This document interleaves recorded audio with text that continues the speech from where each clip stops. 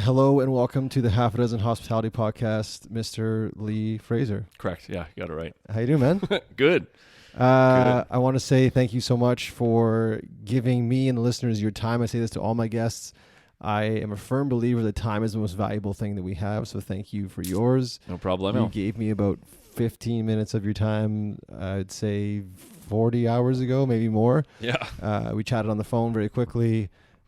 Your name came to be one that the locals thought I should talk to for this project, and here we are. So thanks so much. Yeah, thanks so much for making time.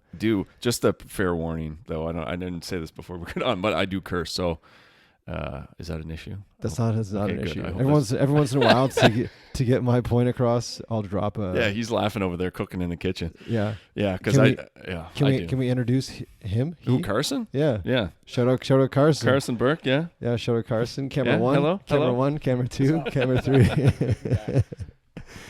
Carson is in the back cutting up what looks to be about 87 pounds of chicken breasts. Which is a good segue. Chicken breasts, cooking, kitchen. This podcast, and the reason why I'm here in Cape Breton is 15 years ago, I left Nova Scotia. Mm-hmm. Oh, you're originally from here? Yeah, born and raised in Fall River. Oh, yeah. I left in 2006 after I left Acadia University. Yep. And my vision was I was going to travel to the UK, call London home for 2 years. Yep. Travel around Europe, learn as much as I could about food and, at the time, like cocktails and all that stuff, and come back to Halifax and open up my own restaurant. I skipped Halifax and went straight to Vancouver. Mm-hmm. And when I got there, I fell into the rat race of, I ended up getting back into the industry, but I wasn't opening up my own spot. I was working for someone else, opening restaurants, doing those things.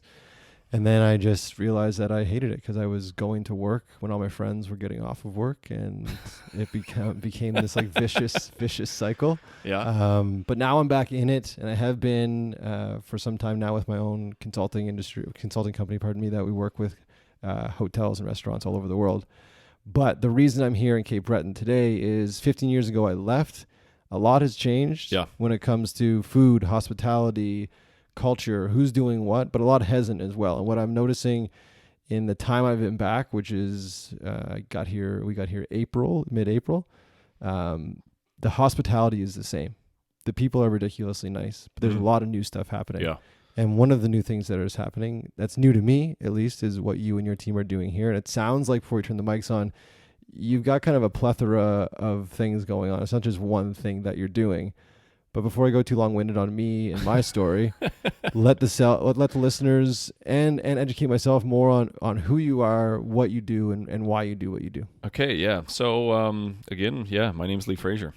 We're here at my house. Carson's cooking in the kitchen. And somebody else, Allie, might just walk in the door at some point during the middle of this thing too. So it's anyway, this is life. This is like the only time, like, we just got people off the river. I shut down the shop. People are checked in and we're good to go. So we got a window here. But yeah, no, I run a company called Live Life Intense, and I'll try not to talk too fast, as I tend to do. Go. Yeah. So, we're kind of like an event. It's hard because I was doing this interview, questionnaire interview for a blog here in Cape Breton, and I've been like every time they get asked about the history, the background of it, it's like, or what I actually know, what is Live Life Intense? Like, if you can sum it up, and it's really hard to do it because it's evolved so much, and we do a lot of random different things. Like, I just call it an adventure brand, Cape Breton adventure brand, right? Because we're not just a tour operator. We're not just an accommodations business. We do marketing. We manage bookings for my friend's company, Cape Breton West Paddleboards. We merged more, I guess, officially with him this year, where we kind of manage all of his bookings for him. He's working for me during the day, and then we manage everything for him as on the back line. It's been a learning curve for us, but we're kind of helping him out market his business and kind of in behind the scenes, giving him a little boost, especially this year. And then, so we do tours, which are paddleboarding. Well, Jeremy does paddleboarding, kayaking. We do tubing, hiking tours. We have glamping, campsites. And then we have partner companies we work with around the island. And then we've done a bunch of marketing projects with the island, with tourism here, which were the creative weekends, which were where I met Carson. He was down at one last October. So it's essentially I guess it's a larger form Instagram meet, but it's more or less about showcasing Cape Breton Island through micro influencers rather than bringing larger names in, and it's better bang for your buck. You're getting into my theory. When we started I think it was almost 3 years ago, we did the very first one when we first opened the campground, and yeah, we did it here. We had just opened the doors, and we did it the very first weekend we were open, and it was more or less about getting the word out locally, kind of what tourism is now restructured. Their entire marketing plan now is to market local tourism. Well, that's what we were doing like 3 or 4 years ago, because I saw the gap in the market was that Tourism Nova Scotia and Destination Cape Breton, they do a great job at what they do, but they were missing the market, not marketing to local tourism. Their mandate was to go export markets, international markets. So us as a business, if you read any book talking about marketing business or marketer, they'll tell you to focus within a certain radius of your business and build out from there. So most people were missing that market because they were marketing internationally, not marketing to locals. So then we structured our business around stuff locals would actually want to do: tubing, camping, glamping, stuff that's accessible to people locally here. And then the more people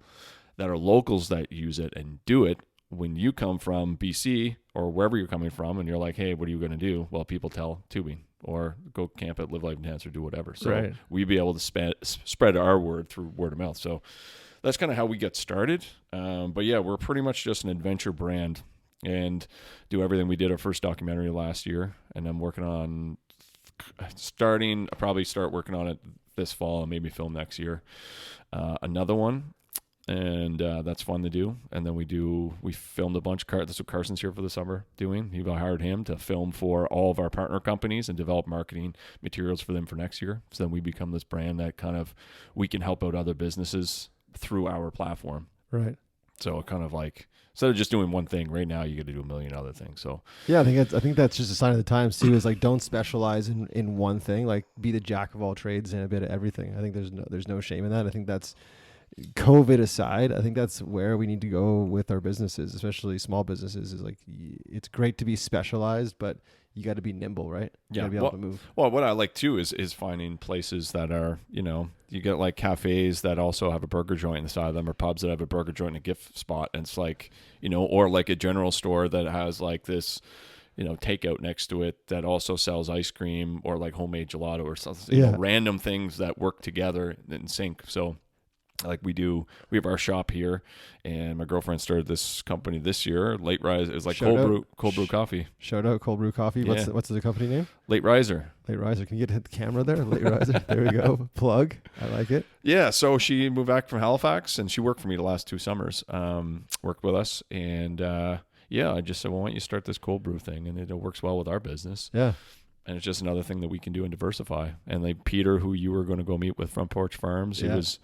We work together on promoting events. He's hosting some events here, and we do concerts. Well, we were going to do concerts this year, but we're going to do one in, I think September 5th is the only one we're going to do this year. Oh, no, September 5th and September 20th, I think, is the one Peter's doing here, right in our space. So then we have a space that could be used as like a venue for artists traveling through. Wow. So we do a lot but that's my background, is doing events. So I lived in Halifax, and anything hip hop or electronic for a good 7-8 year span. It was a good bet that our company was like behind most of it, doing like any big names like Pusha T and A$AP Ferg and like EDX and a lot of electronic acts that came through Halifax. Dude, that's amazing. Yeah, so that's where I came from, club scene, DJing. So what then, if you could summarize, and this is kind of a lofty question, but if you could summarize what has gone on. So picture me I've been frozen for the past 15 years. Yeah. Ignorant, not really, but a bit, to what's been going on out here. So there's you obviously saw the forest for the trees, and you thought, I'm going to market to the locals in regards to our business model, because they want to do more tubing, they want to do tenting, camping, that kind of stuff. But what's been like the thing to do in the last 15 years? What's currently the thing to do, and then what's next? Like, you seem like you have your finger on the pulse. It was just looking at trends. I was in the club scene since I was DJing after hours clubs in Halifax, and I was like 13 and 14. I'd play Friday and Saturdays at Sub Rosa, some weekends, which was on Spring Garden. If anybody's listening to this, you know what I mean. So that was open at 2, I believe it was like 2 in the morning till 8 a.m. And so I'd be there playing records, and then I come back to high school, and come back in high school, I drink Red Bull all night, and there's some sights to be seen at those venues. I bet. Yeah. Good old after hours clubs. So that's, I started out there, and then throwing shows, and then I was in the club scene in Halifax and DJing around Halifax and East Coast. And the culture growing up. What's he got going? Oh, that's the chicken. The chicken. That's Now it's been cut. Now it's cooking. Oh. No, it's good, man. It's sizzling. I was wondering what that was. I like it. Just do you, bro. Okay, that's it. Just do you. Yeah. So we were, like growing up here, it's a party culture, and East Coast is a huge party culture. Yeah. And then what I saw being in the club scene and being in the event scene was that a lot of people were segueing away from that and wanting actual tangible experiences. People my age, they want that. There was more like, it came along with the rise of like Instagram when that started coming out, and people were seeing people's travel photos, and people had this lust of wanting to go experience it. So instead of paying money and coming to events and showcases and stuff that we were putting on, granted people still did and still went out, but there was a big number of people that just stopped really doing a lot of stuff. And it comes with age too. People my age were growing up and not wanting to deal with hangovers and party all the time. Till 2 a.m. Yeah, exactly. Nothing that good happens after 1 a.m. I guess is the term there. But so I saw a segue to that because it was harder and harder to sell events. And I was just like, okay, well, that's a sign. Why? And then I saw a trend of people wanting to travel more. And then I just moved home. I moved home, took a year off work, and came back to fix up this place. And there was a lot of things happening. So on top of that, there was a lot of things happening with tourism wanting to quadruple tourism revenues. I think it's by like 2024. They wanted to like quadruple them. Okay. So there was a lot of things that happened that were me going, okay, well, something's going to happen here in Cape Breton. There's nobody really focusing on venture tourism and utilizing social media or anything yet. So that's what I'm going to do. And that's kind of how I like jumped in. But we wanted to become a travel agent and a marketer for adventure tourism. And then I just realized that I've got to do my own thing. And then we started adding things. But there's no one thing that was like, that's what people wanted to do as far as an activity. It was more or less people just wanted to be outside and adventure and have new experiences, tangible experiences that they could then, remember. And post on their social media. That too. Yeah. But that is also a double-edged sword, as we kind of get into a big controversy this week. Big online debate. Social media has been like benefit, and also like there's the upside and downside to doing it. The upside was that we've grown our business off social media and been promoting us being kind of like to take people to hidden away spots and showcase the island in a different light. It's not just Skyline Trail, and even though those are great trails and a lot of people visit them, there's a lot more than just those trails. But the downside is that there's a lot of people that will there's a lot of places that are hiking trails. So specifically speaking, there's one up north, privately owned, big piece of land, a cove, and it was a place that I've been in since like 30 years. First time I was ever in there was like 5. It's like a 9K hike in, 9K hike out, and it's been kind of overrun this year with people, and it doesn't really have a management plan. But because of social media, it's been kind of like showcased. Us as a business, we can't really promote it because it is privately owned. We don't have permission to promote it. But social media has been the cause of people going out there unprepared, for one, bringing too much gear, which ends up with them ditching it in the cove. And I walked out with bags of garbage last weekend. Brutal. So that's kind of an issue. It's more about management of places that are, people have like let us access up until now. So it's about creating an ability to keep accessing those places and having a conversation with people on what the effects of social media and geotagging and stuff can have on certain locations. Yeah, the environment. If people aren't being cognizant of the impact it has, right? Yeah, but I mean, we were trying to raise that conversation this past week in a post that I made, and a lot of people took it as like we were kind of like gatekeeping or creating like a locals only mentality, which wasn't the case. It was trying to create an open conversation about what this can have and to learn off of past mistakes. Like we've been geotagging stuff for years, right? Everybody's done it, but to be aware of what that can do to certain locations that are not managed, or like people might find out about this trail, like specifically Pollett's Cove, which is this one I was speaking of. It's difficult. It's a hard hike going in for most people, right? So I met a whole family going in flip flops, and it's like serious hikers are doing that with Yeah. like gear. And you can talk. Carson went in. When did you go in? Like a couple weeks ago. Yeah, I don't think it's one for flip flops, eh? No. So this whole family was going in. Kids like 10 years old, that sort of stuff, are unprepared for this hike. And it is like a 3.5 hour hike going in for any decent hiker.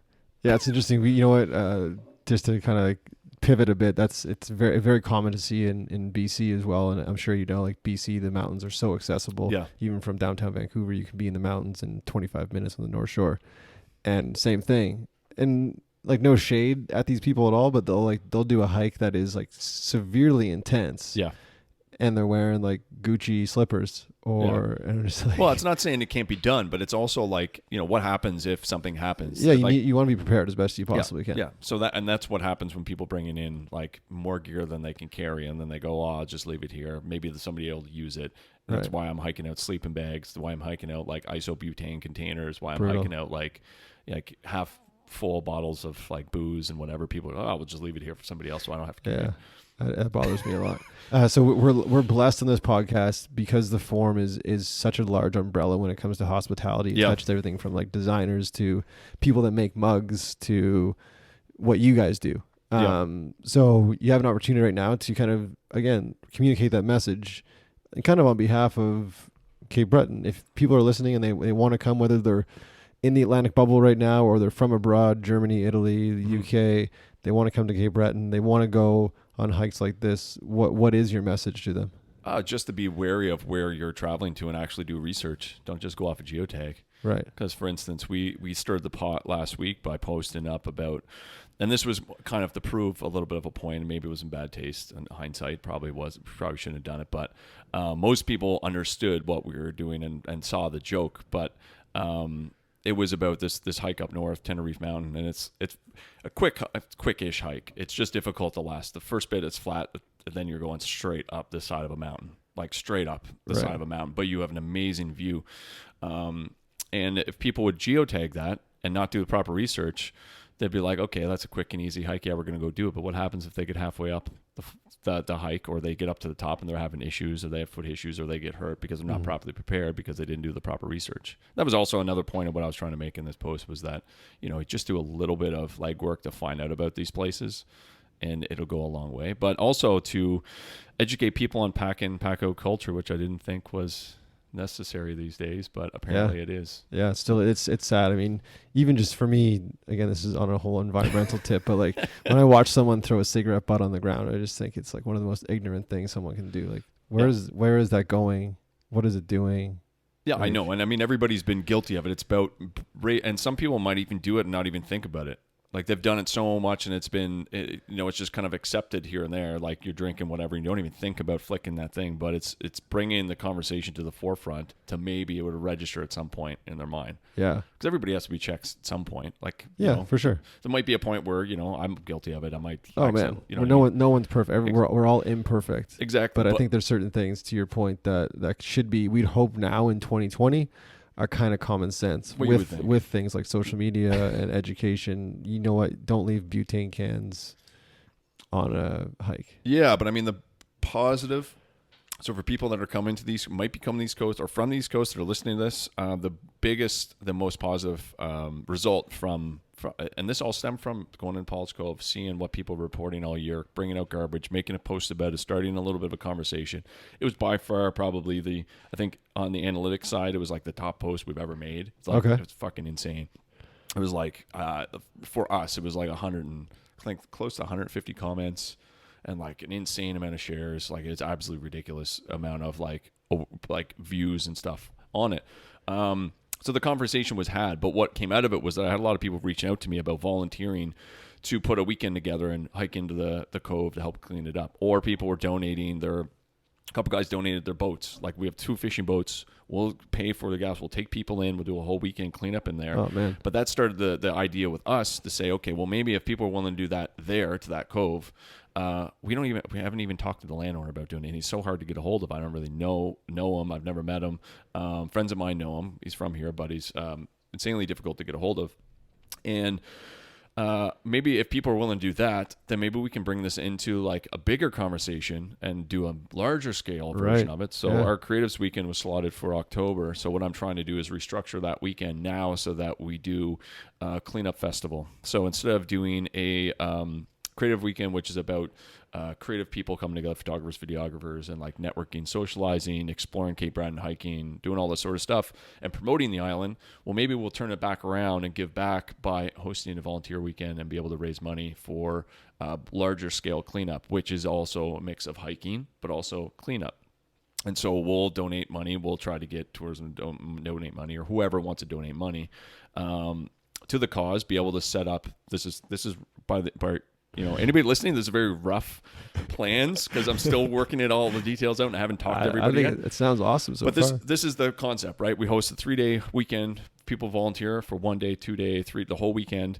And this is if I can pull it all off, which I'm sure you can. Want to. We'll see what happens. But it'll be a mix of hiking, cleanup, and I was talking to a friend of mine, or an acquaintance in Halifax, that was telling me about ones that she does at the beach, and they create it, they make it fun by having kind of like a what is it, like what am I looking for, the word I'm looking for? Like they weigh it at like the end. No, you get like a hot dog or something. No, you get like like a scavenger hunt. Yeah. So you have like if you find like a bicycle wheel or something, you get like points. You take a picture of it, you log it in, that sort of stuff. Yeah. And then we get people to donate. We'd have different locations. Say you would register in Ingonish, I would register in Margaree or whatever, and there would be like a hall. And you show up, there's a bag prepared for you with like your latex gloves or whatever, and then bags with meals and stuff like that each day. And then you can pick it up. It's all donated, paid that's for. Cool. So that's kind of like the concept. But that's what came out of starting this conversation. Even though I was a shit ton of negative, and like I made the mistake of like getting in the comments for like don't stay away from the comments. Stay away from the comments. Dude, it's a deep dark water in those comments. It went crazy. It went like. And then my other people I knew were jumping in the comments, and I'm texting them being like, "Get out, get out, unfollow quickly, dude." Let's quickly hit pause, reset the cameras, and come back for more of this inspiring conversation. And by then, I'm sure that chicken in the background is just going to be perfect, right, Cameron? We'll be right back, guys. All right, guys, welcome back to the podcast with my new friend Lee. So we were just talking about the environment and hiking and sustainability and all those things. I wanted to quickly dig on I saw on social media you guys paired up with Brian from Bite House. Yeah, that was a thing. Yep. Tell me about that, how that played out, and success, not a success, loved it, hated it, gonna do it again. Well, we've got another one coming up on the 9th of September. So obviously it went well then. Yeah, we'll be done.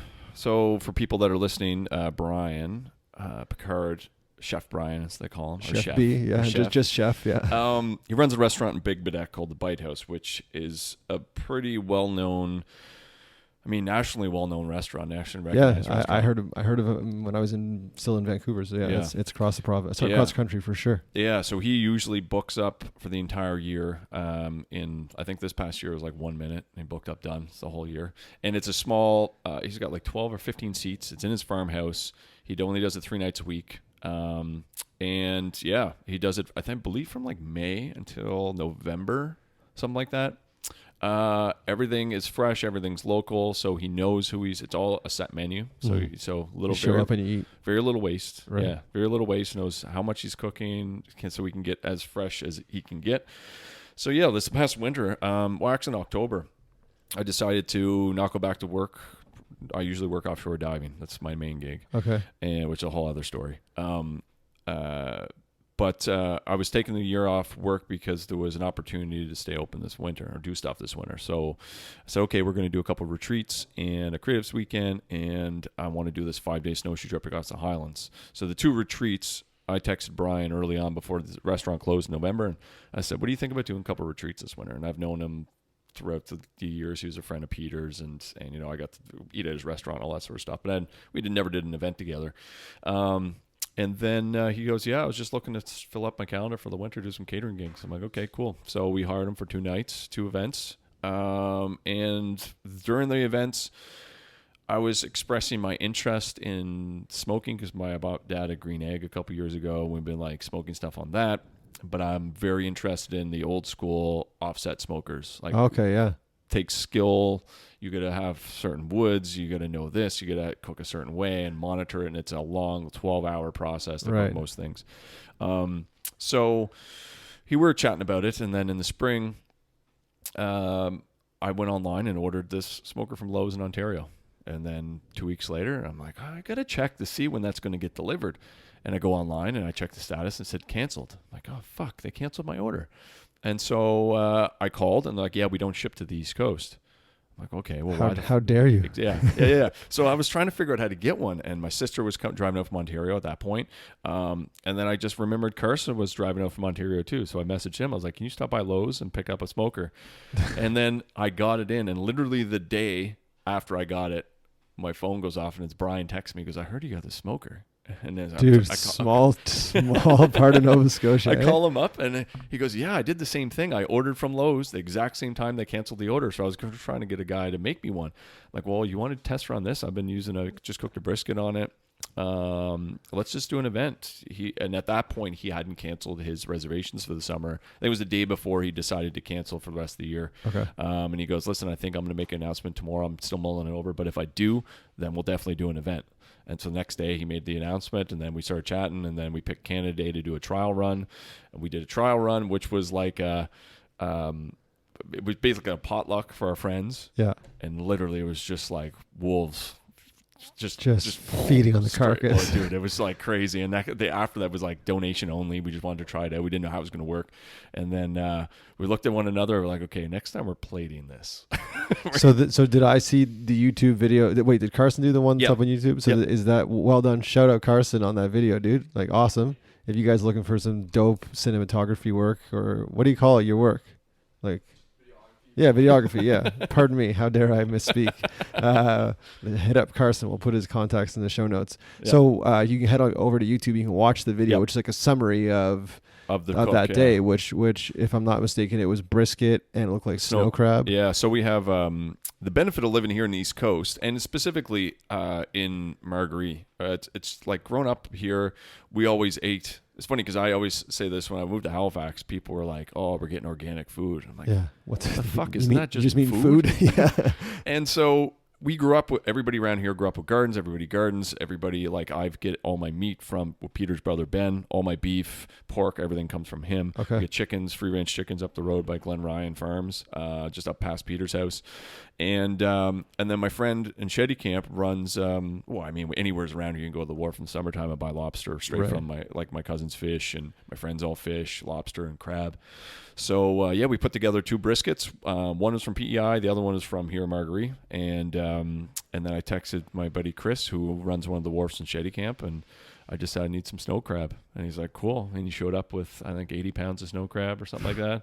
It looked gorgeous, man. Yeah, it was just a big vat in the back of his truck. So was that the dry run, or was that the legit run? That was the legit run. Yeah, that was the one where we played it. Right. Yeah, I see. Before it was just like a free for all, just on the table. Yeah, it was which is kind of fun though, right? It was. It was 3 briskets, 2 racks of beef ribs, and something else that we cooked. I can't remember what we cooked then, but it was a lot of meat. It was like all meat, and then we were like, well, maybe we should put a salad together. Yeah, I was gonna say, did anyone get gout from this event? Like everyone's toes started to swell the next day. We had somebody. Yeah, we had a couple people comment about it, be like, "Yeah, I wish there was a little more carbs in that meal." I'm like, dude, it was basically for free. You could have paid us $5 and eaten brisket. Exactly. It took us 13 hours to cook. Or Brian took it. Sorry. Yeah, and cooked by one of the most celebrated chefs on the East Coast. So we've been having fun, and he's been doing like this. He was at this concert that you were going to go to today at Peter's Farm. Okay. He was there last night doing burgers and stuff, and it's crazy. He did all Ben.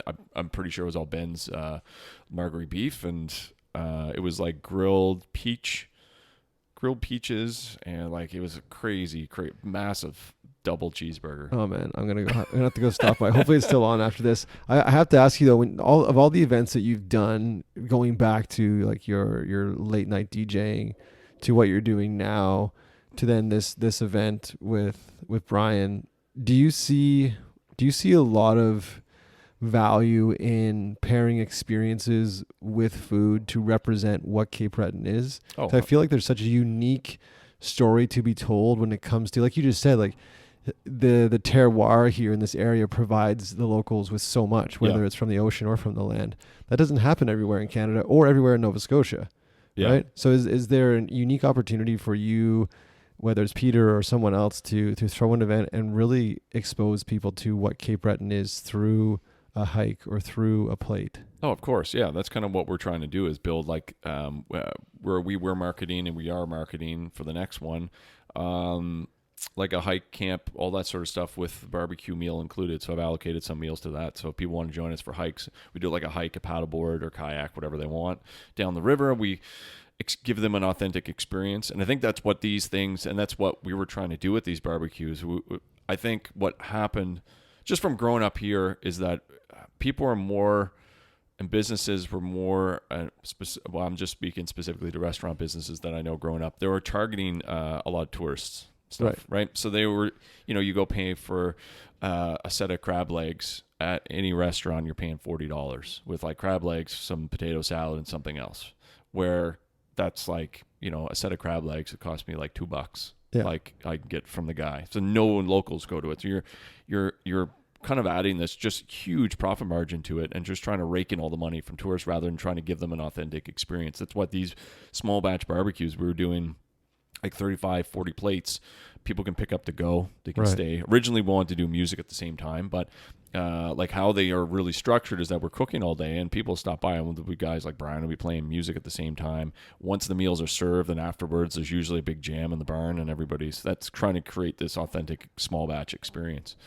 But yeah, merging experiences, music, and food together at a price point that's like accessible to people is what it's all about. And I mean, you don't really have to charge an arm and a leg for a set of crab legs. Right. I mean, we were $40 for like this plate of, that. It was a lot of meat, a lot of food, and a lot of time and effort and love went into that because it's something fun and we're getting creative by doing these things that aren't done here. That's why we called it Northern Barbecue. Yeah. When we said, it was like, listen, we're using meat from here, using wood from here. It's going to taste completely different. We had people, my girlfriend's family's from Texas, and they were here. Well, they're from Canada. They moved back to Canada just recently, but they spent like 20-some years in Texas. Okay. And their parents were just like, this tastes completely different smoke than we would get down there. I'm like, yeah, because we are using rock maple. Again, the terroir, right? It's just different. Like that, the earth is just different. Yeah, that's the brand that we built around it. This year was called Northern Barbecue, and we were originally going to call it Cape Breton Barbecue. And but then Brian's like, no, Northern's better. You get Southern Barbecue, and we're going to call this Northern Barbecue. I mean, I don't want to put another project on your plate because you got a lot going on. But this is something like, why couldn't we take this across the country? Do you know what I mean? Why couldn't you pop up in Tofino, BC, like on the beach in Tofino? Or why can't you do it in Banff? Or do you know what I mean? Like, and I think that's a beauty about what you guys are doing with your events, especially when you tie in the food piece, and now with giving it the moniker of Northern Barbecue. Like, it doesn't have to be in Cape Breton, it can be anywhere, but you guys can be the ones that dictate, like, this is how we do it. It's got to be wood from the area, it's got to be beef from the area. I'll be adding this to my list now. My head's like no spinning. Pressure. I'm like, motherfucker. No pressure. Carson can help with the email list, I guess. Well, he should have heard that he was over there, and I was like, this is the time of year once like so I call it the shit show. Once the summer is like, this is like the down. The down curve of the up curve? Yeah, so we were like just finished the high season. The winds are shifting up now. Things are starting to shift around as far as river activities. We're trying to like, it's just a big shit show. There's so many people here. Like, we're doing a lot of people every day on the river, tubing, plus people kayaking, paddleboard. It's just a mayhem here. And we're on the downside of that now. So now I'm starting to like think of all the projects that I can get off the ground. If I can get them going now, then they'll be ready for next year.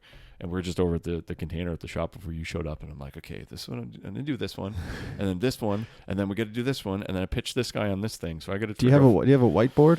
Of just like ideas. I've got 3 notepads.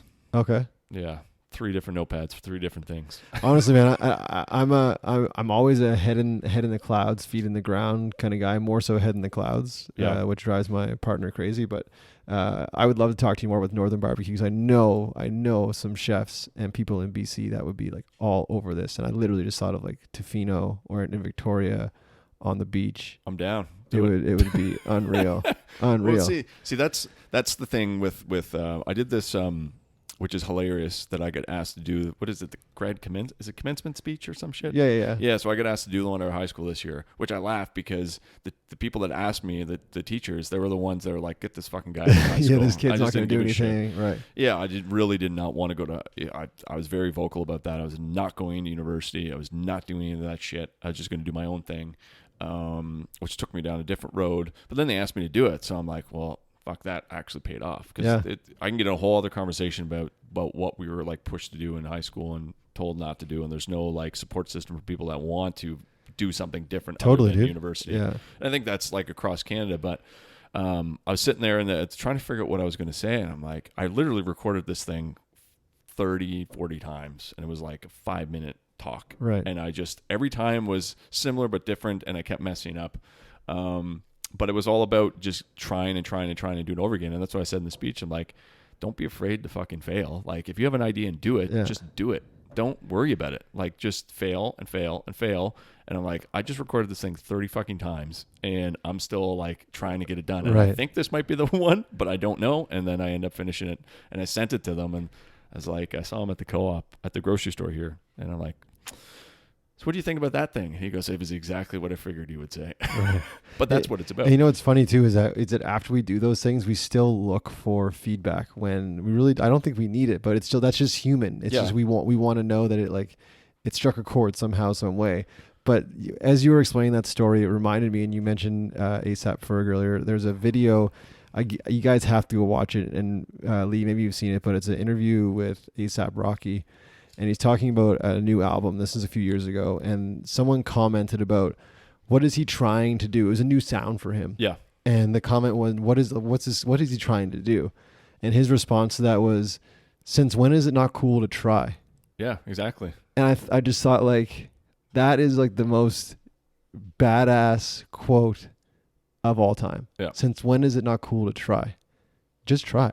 Yeah. And keep trying. And to your point, like, if it's 30 minutes or 40 minutes, like, just keep doing it. But that's the beauty in all of this. And like, that's the beauty in you having 3 notebooks of ideas. And that's the beauty of you being so busy and just kind of, reacting. Yeah. Well, I mean, that's the a lot of people don't like this interview that I was mentioning before that I need to finish tonight. Now I got to remember that to submit that by tomorrow. But yeah, where was I going with that? Failing. And yeah. So people like to talk about their success, like while we're meeting, all that stuff. That's why people want this interview. Yeah. This, right? So they see what we're doing with this brand, but they don't know about all the shit that, I was living in a closet. I ran a boutique clothing store in Halifax. So I work offshore diving. That was my main gig for a long time. That enabled me to have the money to invest and do all these different things. That was the point. I'd be able to go work away for like 3 months, make a shit ton of money, come back, blow it all on things that I wanted to do. Right. Whether or not some were successes, a lot were failures. And so I took a year. The industry was in the shits back in 2005, 2006. No, I got out of school then. Anyways, it was summers after that. 2015 maybe. And I started this clothing store, so I was 24 years old when I started it. So I put money into it. We had a spot in Halifax. I had a closet upstairs. I had to move into this closet, and I was eating off a hot plate. I only had money to eat once a day. And I was going out to buy chicken wings and beer at every spot that was cheap in Halifax, like the Ale House, all that sort of stuff. That's kind of like where I ate. I bought a pitcher of beer and I bought some chicken wings. That was my meal. That was your diet for... Yeah. And so I've gotten emaciated. I was like really thin. And, that was a failure, a big time failure. That was learning. I was like too proud to ask for any money. I invested all my own money into it, got a loan out, had a shitty business partner, had no clue what he was doing. And so I left and went back to work. Then I was doing events. And I mean, I've lost like upwards of $60,000, $70,000 in like 10 minutes, like easily on an event that just bombs. And we have to start refunding people money, which was a big hit. But then I learned from doing that is that I bounced back. I was like, fuck it, whatever. It's only money. It's like money that I made. I can go make more. Fuck it. Yeah. But I did, saying that, I did have like the ability and the position with the job that I had was very specialized. So I mean, you made a lot of money. I can make it back very quickly. Right. But I've always been like, I put my back against the wall when I was trying to get into that profession, which was saturation diving. The course is a 3-week course and it costs 45,000 Canadian. Dang. That's the course fees. That's not the flights to the UK. That's not your accommodations, not your food. Plus I did another course, was another 15K on top of that. So I took a $50,000 loan, a $45,000 loan out from the credit union, went over, did the course, came back, was supposed to go on a job. that job got canceled.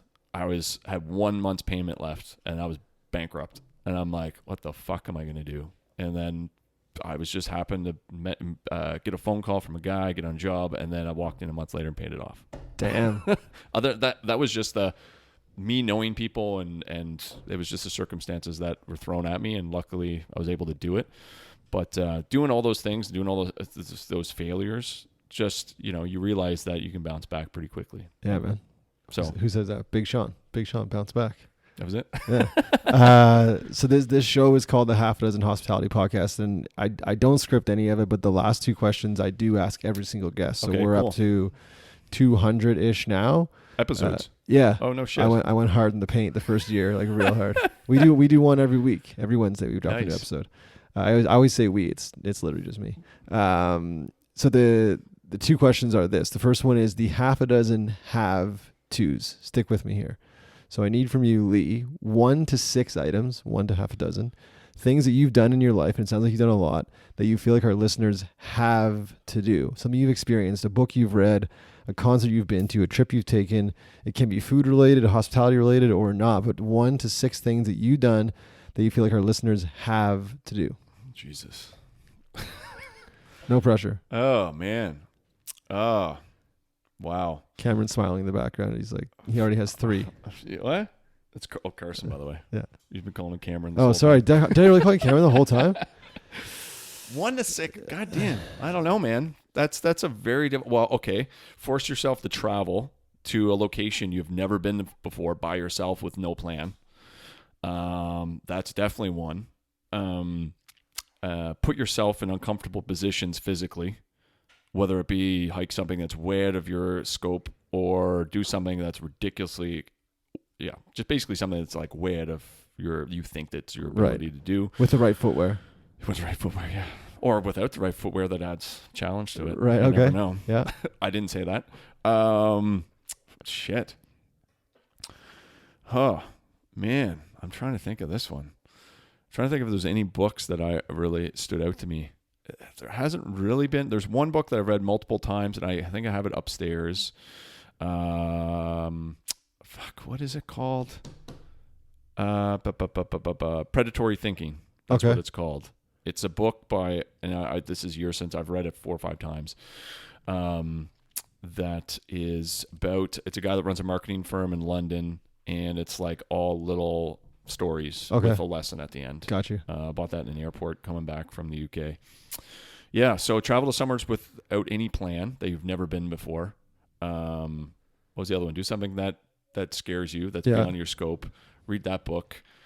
Yeah, man, it's really hard. You put me on the spot with this one. 3 is good, man. A lot of people do 1 and then they just like have a flop sweat and they stop. So. I mean, I would put like one big thing was I mean, that's also beyond. Do you think beyond your scope? Like, there's a relay race here that's like anywhere between 14 and 20K, and there was one year where we were missing people, and I just kind of threw myself at running Smoky. It was like a 20K run. I'd been offshore for like 2 months. Haven't used my legs. I'm in the water all the time. Yeah.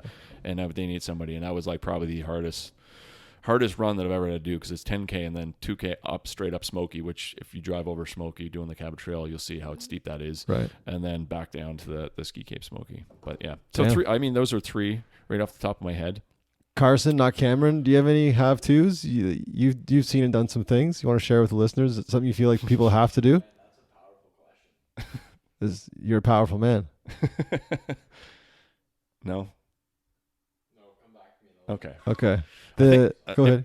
If I think of another one, then I'll let you know. But I don't know, man. Those are like the three biggest things. They are pretty. I mean, there's a lot to pack into that. Do something that's beyond your scope. Oh yeah, for sure. Anything, man. Yeah. That's just push yourself. The last one I have for you then is the same idea, but a little bit different. It's the half a dozen haven't yet. So kind of like a bucket list, if you will. So 1 to 6 items that you've yet to do that you still want to do. Again, it sounds like you've done a lot. Get a pilot's license. Go to Southeast Asia, Australia. Was that around travel same time? Well, I mean, I've been to Central America and stuff like that too. But run a marathon, run an ultra marathon, or die doing it. Yeah. What else? I want to kayak around circumference of Cape Breton Island, which we were supposed to do that this spring, but we never got to. And then we're going to hike. We're going to create an unofficial trail hike that starts at the northern tip of Cape Breton all the way down to the bottom, which we're supposed to do this year. Dope. That's like a, yeah. We're talking about that podcast I told you that we did in the wintertime, talking about our Operation Whiteout. That was one of the things that came out of it. I pitched that idea to people. That was awesome. Let's plug the podcast while we're on it. If people want to check it out. I know it's on a little pause right now. Yeah, we paused while I was busy during the summer. And plus I was getting really pissed off with COVID and have to do it over Zoom and like FaceTime and the Wi-Fi and the bullshit. So we just knocked it on its head. Yeah. But yeah, it's called Living Life Intently, a Live Life Intense podcast with your host Lee Fraser. Dude, it sounds great. It was basically just an idea about interviewing. The whole concept for it was to interview people that came through the site that I might, or came through Cape Breton Island that I might have seen, and be like, hey, just jump on this podcast. We talk to people traveling around. It doesn't necessarily have to be anyone specific. And it was off to a great start in 2018, 19, I can't remember. 2018, I think, when I started it. So we did my buddy Sawyer Hannah, who runs Country Liberty, a clothing brand in New Brunswick. And then I interviewed Charles Gaines, which was an author who did the Pumping Iron documentary. Oh, really? Yeah. He wrote that book. Yeah. Oh, wow. Yeah, he lives across the road. And I had another CNN person. I can't remember what her name was, but she basically, that's long. She ripped me off and hightailed out of here and didn't do what we planned. That's all right. You get the next one. So people want to follow along when you guys do come back to recording? It'll probably be in the next September, mid-September, start of October. I'm going to start recording ones next after he's out of the studio room and I set everything back up in there. Then we're going to get rock and rolling, and I've now got the mobile devices, so we're going to do someone's kind of backcountry and stuff. That's what I want to record in. So we do like a crazy hike, or we get out somewheres and just do it on the beach. That's what's cool about podcasting nowadays and technologies. Like you can hike this thing anywhere, right? Super easy. Yeah, that's the plan. So I got the Zoom, and we just need to get a couple mics that don't make noise, are better than the ones that I have. The last question that I'm asking that's unique to this 6-day excursion that I'm on is this. There'll be some dead air, and I'm okay with it. Is I need from you to finish this sentence for me. Cape Breton is. Cape Breton is. Cape Breton's awesome. I don't know. Cape Breton's very unique. But unique is used a lot. Yeah. Cape Breton. I don't know. Come find out for yourself. Your heart will never leave. Okay. Yeah. Slogan. I'm cool with that. No. That's the tourism slogan. I know. Cape Breton. What was it? Cape Breton is ... Yeah. Like you just finished a sentence for me. I'm trying to figure out and share with everyone else what Cape Breton is. Yeah. Fucking awesome. Yeah, there's a lot of shit to do here. Cape Breton is an adventure place, and you just have to look for it. So you can come here and do the park, which is great, but there's places like the Highlands Hostel that won't show up in the park stuff. You've got a bunch of different trails that are not in the park that are amazing. And I'm not down shitting the park, or shitting on the park, but it's just like... That's why people come here to hit the Cabot Trail, but try to go off the Cabot Trail and try these different things. Yeah, for me, it's almost like when I was in Paris, I learned very quickly that you don't eat at the restaurant next to the museum. You don't eat at the restaurant, the stone's throw from the gallery. You walk away 2, 3, 4 kilometers, and you go down an alley where the menu's all French. Yeah. There's nothing English, and you just go in and you just eat whatever they give you. That's how you truly experience Paris. And that to me is how, if you're listening and you're thinking about coming to Cape Breton, whether you're in the Atlantic bubble or you're from Canada or you're from abroad, is come. And if Lee's open to it, find someone like Lee and hit him up and say, like, what should I do? Where should I go? Or heck, go on one of their events, right? Plug. Yeah. I mean, it's not about like, it's like, all that stuff about, where was I going with that? Yeah, I forget where I was going with that thought. I just had something really good and I was going to say it, but I can't. That's all right. I am drinking this cold brew. And this is the concentrate, by the way. This is like the bottom of the barrel she poured for me. That's good. Yeah. But that's what I was going to get to about, like, back to that post I made where people were saying that we're trying to keep it locals only. It's not. I mean, I share Right. If you were to email me, like tons of people email us, and some of it falls through the cracks. Granted, because we're dealing with like in a high day, it'd be like 300 emails a day. But I try to share. There's a lot of people that they email us off the website just wanting to know places to go, and I'll tell them, and I'll tell everybody places to go, and I'll tell them, because then I can then manage their expectations of that place, or say, hey, you're required, you should have X for doing X. Right. Same deal as I was talking to my friend the other days, and it's kind of like a hiking group, Cape Breton hiking group, and the rules of the group are that you have to share the location. But what he does is post up a picture of a waterfalls, but he'll say, if you want to find out this location, just DM me.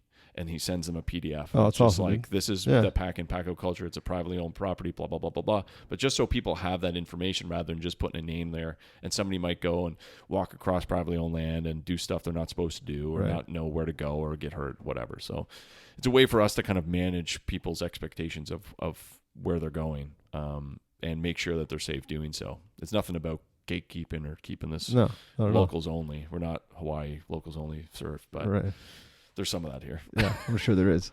All right, man. Thank you so much. At the start of the podcast, I thank you for your time, and I'm going to thank you for it again, because it is the most valuable thing that we have. In the background, that isn't Cameron, that is Carson. I think it's because you were dealing with the camera, and I just think it was like kind of this, it just made sense to me. That is Carson. This is Lee. I am Brad. This is the Half a Dozen Hospitality Podcast. Thank you guys so much for tuning in. I appreciate you guys' support. It means more to me than you know. You know what to do. Until next time, guys. Be good and do good. That's it. Done. Peace. Thanks, dude. Cheers. Thank you.